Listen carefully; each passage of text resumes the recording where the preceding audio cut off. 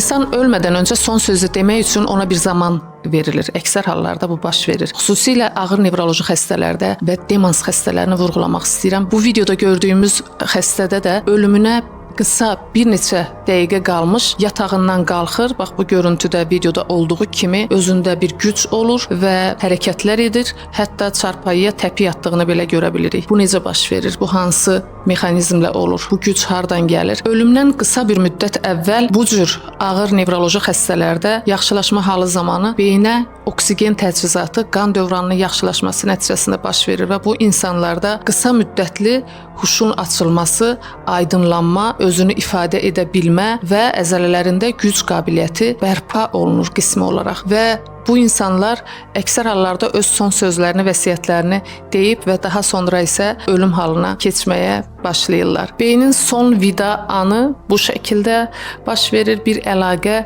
və ümid anıdır və mürəkkəb kimyəvi proseslərin nəticəsidir.